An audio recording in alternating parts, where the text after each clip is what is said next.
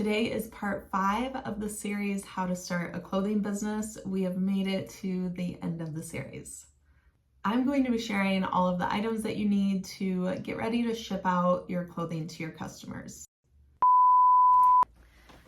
Okay, as I'm editing this video, I decided to come up to my shop and actually walk you through some of the items so that you can see them. So throughout this video, you're gonna get some interruptions from me, present day, showing you some items. I wanted to show you the poly bags, show you my printer, show you my setup, stuff like that, just to give you a really good idea of the items that I use. Okay, let's get back to this video. I'll have links in the description for all of the items that I'm going to be talking about today, all of the suppliers I purchased from, everything will be down in the description. I do want to mention that I don't have any affiliation with any of these companies. These are just products that I use and I don't have affiliate links or anything like that. Let's jump in and get started because there's going to be a lot of information today. Okay, let's start with shipping materials first. So when I had my clothing business, I always used poly mailers to ship my clothing out. Now you can just get plain poly mailers, you can get kind of decorative poly mailers. There's a wide variety of poly mailers you can get, and there's a lot of suppliers who sell these. I know of a couple suppliers that sell specialty bags that are printed with fun designs. It's all what you want to get started and how much money you want to spend to get started. When I was first getting started, I didn't need anything fancy. I was trying to save as much money as possible, and I went with just a plain quality poly mailer. Now, I built my clothing business to 7 figures, and I never once used anything other than just a plain poly mailer. So you're definitely fine to start with just a simple mailer to get your products out to the customers, and something that will save you money in the beginning. I purchased all of my poly mailers from an eBay store called 3RB. I have that linked below. They always had the highest quality poly mailers. I know there were a couple other suppliers that I tried to order from that were maybe a few cents cheaper, and the problem I ran into was when you went to peel off the sticky part to stick the bag together, that part that you peel would get stuck to the bag and you wouldn't be able to get it off, and it was super frustrating. So I found the highest quality bags I could find that were the easiest to ship with and the cheapest that I had found, and I always got them from this store. There is definitely a difference when it comes to poly mailers, and these are a great weight, and also the tab definitely pulls off much easier than some of the other bags that I've gotten in the past. And you can think that that stuff doesn't make that big of a difference, but when you're packaging out thousands of orders, the last thing you want to do is be spending your time trying to get the peel off of the bag. It's super frustrating. We've definitely had to deal with that in the past, and these are the best bags that I've found. My favorite sizes for poly mailers was the 10 by 13. This would fit 1 to 2 shirts depending on what you were shipping out.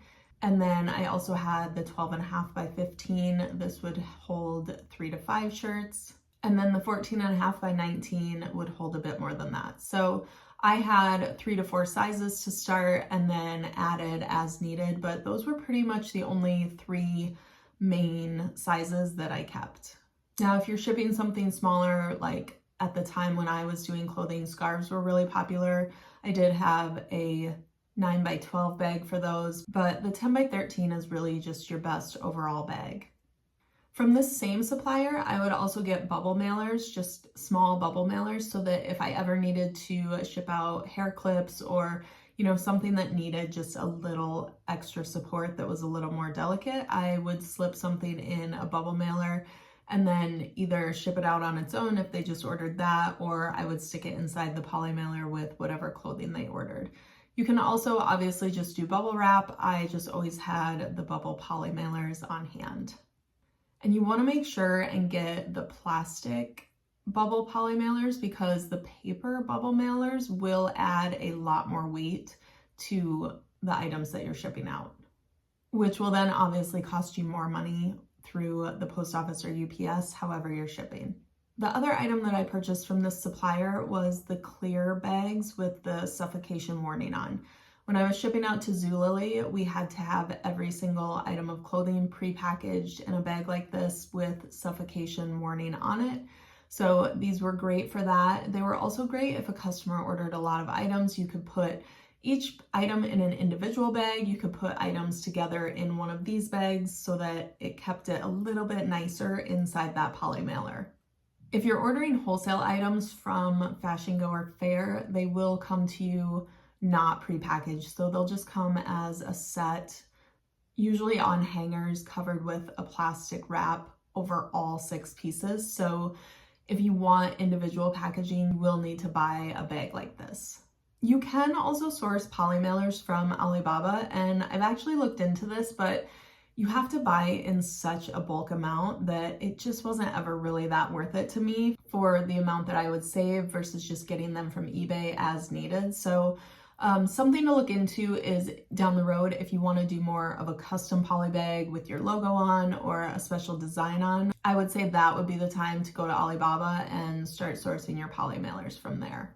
Just make sure that you order in a couple samples first of the actual bag before you get your design put on it to make sure that they're high quality bags, that the piece rips off easily so that you can seal them easily. Just double check the quality before you start getting into the design aspect of it. I mentioned only using poly bags because that is what will keep your weight the lowest when you're shipping items out. So you can use a box if you really want to use a box. It's just going to add weight to shipping, which in turn will cost more to either you or your customer. So I always shipped with poly mailers. On the outside chance that I had to use a box, I got all of my boxes from Uline. I used the corrugated boxes from there, and I just found that they were the best quality and really the best price. You can usually get them overnight, so they come super fast. You don't have to have a lot on hand if you don't want to. The boxes will add around $1, $1.50, depending on the size of the box by the time you get it to you with the shipping that they charge. So it does add a little bit on that end, and then also when you ship out, you'll be charged more. Over time, this cost will add up, so just make sure that you have this cost figured in when you're figuring the cost of your clothing or figuring the cost of shipping to the customer. I am starting to work with a manufacturer on Alibaba doing custom boxes, so I will definitely update you on that process once I have it figured out and know exactly what I'm doing and kind of the cost that goes into it. Starting out though, I would definitely go with Uline. They have a ton of different sizes of boxes, and you can also use the lighter weight boxes. Those ship perfectly fine. So don't be afraid to save a little cost there and use the lighter weight boxes if you're only shipping clothing, something that's not too heavy. All right, let's talk about putting inserts in your package. So when I first started, I didn't put any inserts into my package. Now I did start on Jane and Zulily, so you weren't allowed to put any inserts into those packages. So I never did that, but as time went on with my clothing business and also my home decor business, I did end up putting in some inserts.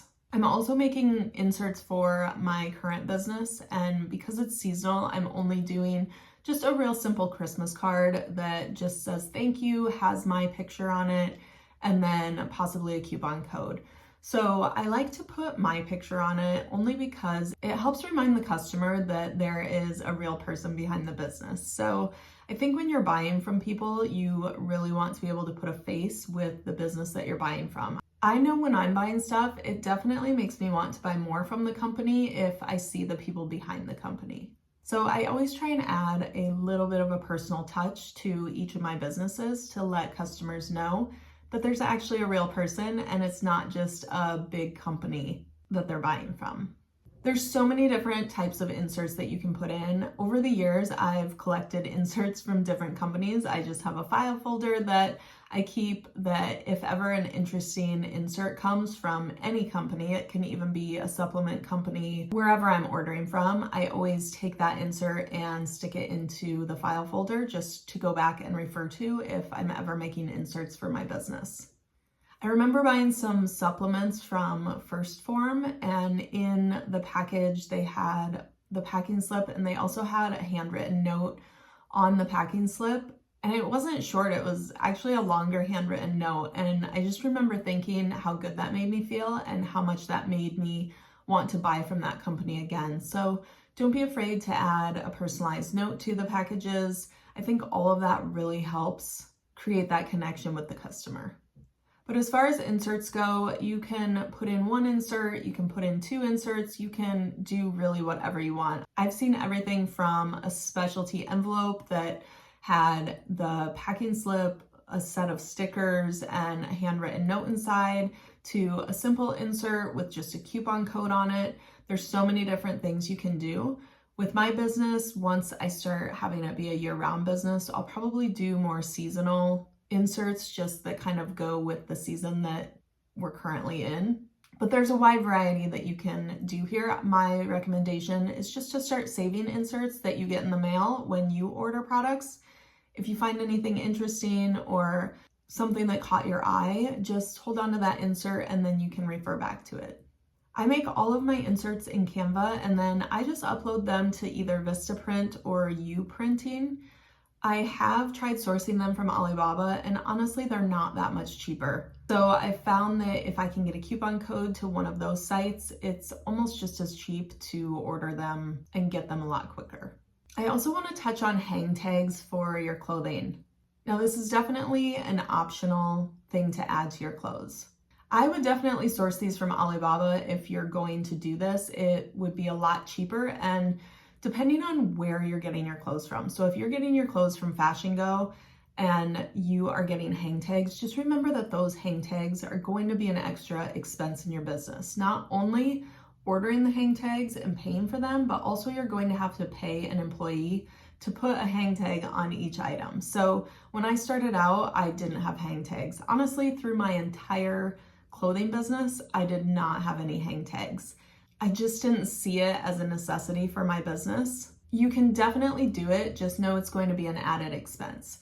Now, if you start your own clothing brand and you start sourcing from Alibaba or somewhere else, then you can ask the manufacturer at that time to just add the hang tag to the clothing. So you can design the hang tag, the manufacturer can print it, they can put it on, and that would definitely be a way to save some money, because it will take them a lot less time to do it than hiring one of your own employees to do it.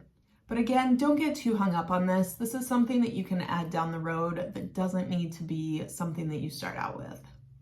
Once you have all of this done, it's time to ship out your items. And there's a few different platforms you can use for shipping out your items. There's a lot of platforms you can use for shipping out your items, but I have always used ShipStation. Now, I know that you can ship directly from your Shopify store, and a lot of people do that. I've honestly never really even looked into it or done it.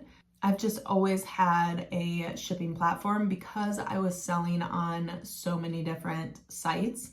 It would just allow me to import all of my orders from all of those sites into one place and ship out all together. So I've always used ShipStation for pretty much as long as they've been around. I know if you choose to use Shopify, they do have discounted UPS and USPS rates. You can also hook up a FedEx account if you have a FedEx account. I have found that shipping out through USPS is usually the cheapest option, but UPS is definitely starting to be a competitor with their pricing. So definitely check out either of those options. In my current business, I'm finding a lot of times that UPS is a couple cents cheaper.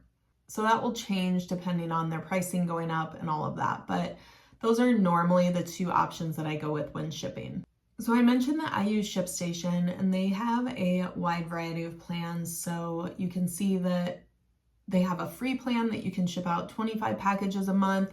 Then it goes to $9.99 for 50 packages and so on. So even with my business that I have right now, I'm going month to month on ShipStation and I'm just adjusting the tier to how many packages I'm shipping out. So obviously during the year, I don't ship out very many packages. So I just back it down to that free plan. And then I start paying again in the fall when I start shipping out more packages. So that is nice about their site, that you can kind of adjust that if you know that you have a slower season. And like I said, there's a bunch of other platforms. This is definitely not the only platform that's out there, but I just am familiar with it. I've always had good luck with them. I've had good customer service experience, so I've always just stuck with ShipStation. Moving on to printers. Again, there's a lot of options, and I definitely have not explored a lot of these options. So I'm just going to share my experience with what I've used. And for a number of years, I used a Dymo printer, and I hate to say it, but I had so many problems with that printer. It was the most frustrating printer ever. And I got multiple different Dymo printers over the years, and labels always got stuck. It was just always an issue. And I finally gave up and I purchased a Rollo printer, and I've had zero issues. And I've used that Rollo printer in my home decor business and now in my current business, and zero issues. I do have the wired Rollo printer, and I'm going to be upgrading to the wireless one this year because I got a new MacBook and there's not enough ports. So I'm upgrading to the wireless one and going to see how that works. But so far, I have never had any issues with their printer. And after having that Dymo printer, I will stick with Rollo as long as it continues to work, because that Dymo was so frustrating. I'm also going to be ordering the Rollo scale. I've always used just a cheap, free USPS scale that we got when we first started our business, and I just am ready for a scale upgrade. The Rollo one looks really nice. It has kind of a separate scale from the readout, so you can set the readout kind of off to the side if you have a bigger package, and it won't block the readout from you.